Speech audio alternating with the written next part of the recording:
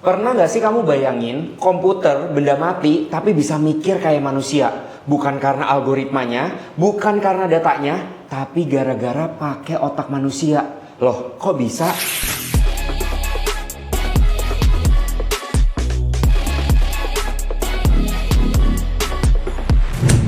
Tahu nggak?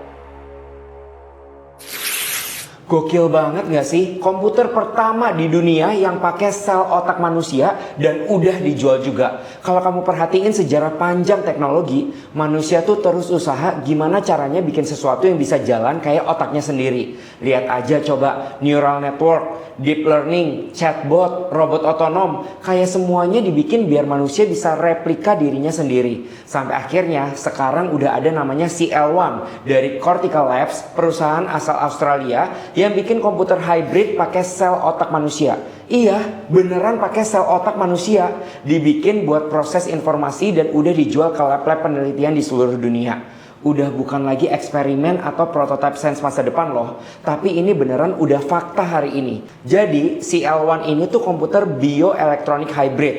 Namanya aja udah ada bio-bionya nih. Jadi ngegabungin dua sistem, chip silikon dan neuron biologis. Tadinya mereka mikir gak bakal kompatibel. Taunya bisa-bisa aja. Nah, di jantung perangkatnya ada cawan gitu yang isinya jaringan sel otak manusia yang tumbuh di atas lapisan elektroda. Neuron-neuron itu kalau kamu bayangin kayak sel-sel saraf gitu ya, itu gak cuma hidup, tapi bisa nerima informasi, proses, dan ngasih respon. Agak serem juga ya sebenarnya. Teknologinya tuh disebut disk brain karena bentuknya cawan, dalam bahasa Inggris disebut disk, dan berisi jaringan otak atau brain. Udah kayak di film-film tahu nggak? Yang kita pikir tuh bohongan doang, tapi kenyataannya udah ada sekarang. Ini ngebikin CL1 jadi platform neuroprosthetic pertama yang bikin manusia dan mesin kerjasama lewat jaringan hidup. Neuronnya sih nggak pakai sel otak manusia secara langsung ya. Ngeri banget kalau ada darah-darahnya gitu. Tapi neuronnya tuh diproses dulu biar jadi stem cell, terus dibuat jadi neuron yang dimasukin ke mesin gitu. Nama prosesnya tuh iPSC atau Induced Pluripotent Stem Cell. Jadi neuronnya tuh udah gak punya kesadaran, udah gak bisa rasain sakit, dan gak punya ingetan atau memori masa lalu kayak manusia kita gitu. Mereka tuh kayak sistem biologis yang aktif secara elektrik. Awalnya banget ya, Cortical Labs juga pakai neuron tikus buat penelitian. Tapi kalau yang udah dijual sekarang, udah pakai neuron manusia hasil rekayasa. Gimana sih cara kerjanya? Bayangin ya, kita tuh punya wadah kecil isinya otak mini gitu. Di bawah wadahnya ada sensor kecil yang bisa ngobrol sama otaknya itu pakai sinyal listrik. Misalnya, otak mininya kita kasih tugas main game. Contohnya pingpong atau padel yang lagi hit sekarang nih. Jadi kita butuh raket kan buat mukul bolanya. Nah, kurang lebih prosesnya bakal kayak gini nih. Pertama, gamenya dikirim ke otak mini tadi dengan bentuk sinyal. Jadi kita nggak kayak lagi nonton layar gitu ya, tapi otak mini tadi tuh kayak ngerasain sinyal. Ada bola nih yang mau datang. Nah, kedua, sel otaknya itu ngerespon. Kayak gampangnya tuh ya ngomong dalam hati.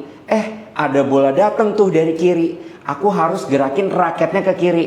Nah, yang ketiga, kalau berhasil mukul bolanya, sistem tuh kayak ngasih reward atau macam rangsangan yang bikin neuron ngerasa seneng. Nah, terakhir nih, kan otak mininya bisa belajar tuh. Jadi dia bakal ingat polanya dan bakal ngulangin lagi kalau ada kejadian sama lagi. Bayangin kamu tuh lagi belajar naik sepeda roda 2. Awalnya kamu jatuh kan? Tapi lama-lama otak kamu tuh ingat dan paham gimana caranya jaga keseimbangan biar gak jatuh lagi.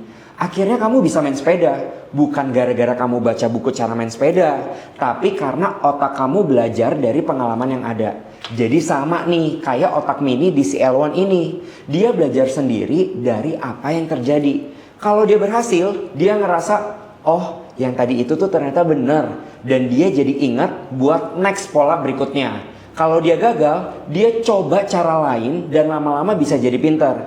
Intinya, si L1 tuh bukan komputer yang harus diprogram setiap langkahnya. Kayak komputer-komputer yang udah ada. Tapi dia bisa belajar sendiri, langsung pakai otak beneran. Meski cuma seukuran cawan kecil tadi. Kelihatannya sih, mesin kayak gini menjanjikan banget ya di masa depan. Tapi jangan salah dulu, si L1 ini juga nimbulin banyak pertanyaan dan tantangan. Apalagi soal etika sama teknologinya. banyak pertanyaannya. Misalnya nih ya, bisa nggak sih tuh neuron sadar tiba-tiba? Kalau sekarang sistem neuron si L1 ini nggak nunjukin adanya kesadaran. Tapi kalau nanti berkembang lebih kompleks, ya mungkin aja kali ya. Terus ada pertanyaan lagi nih, berapa lama daya tahan hidupnya? Nah, neuron yang tumbuh di luar tubuh manusia itu tuh punya umur yang lebih terbatas karena perlu perawatan khusus juga.